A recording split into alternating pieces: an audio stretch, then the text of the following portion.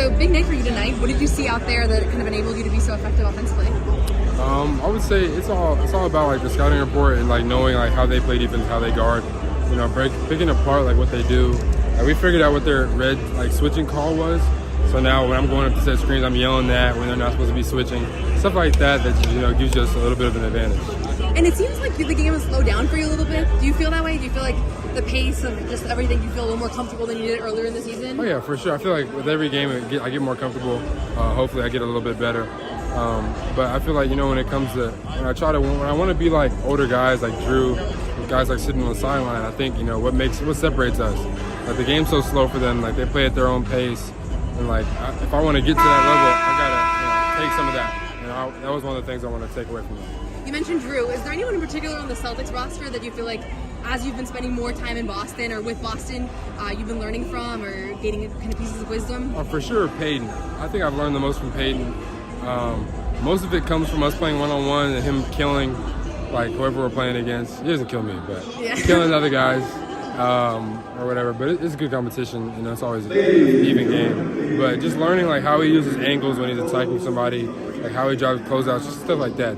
I try to put into my game. Like offensively? Yeah. Absolutely. What about defensively? Is there anything that anyone in particular that's been a mentor on that front? 100% Drew. 100%. Yeah. But him, it's more like it's another thing with angles with him. He's trying, like, depending on who he's guarding, like the angle he's taking to recover whenever he's beat, just stuff like that I feel like, separates him as being one of the best defenders in the league, if not the best defender in the league. And then seeing the guys on the court tonight, sitting, courtside, did that do anything for you? Did it make you feel like I want to really show out for them, or seeing all the Celtics organization people as well?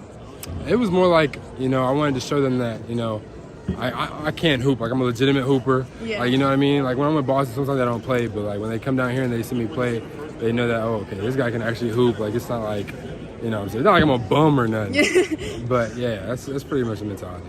And you're right now mostly with Maine, but you've had some stints in Boston. Do you feel like it's easier to play with Maine because you're kind of more familiar with the guys? Kana earlier was saying he actually thinks it's easier to play in Boston just because I think you spend more time there. Where do you land on that? Yeah, I think it's easier in Maine, for sure.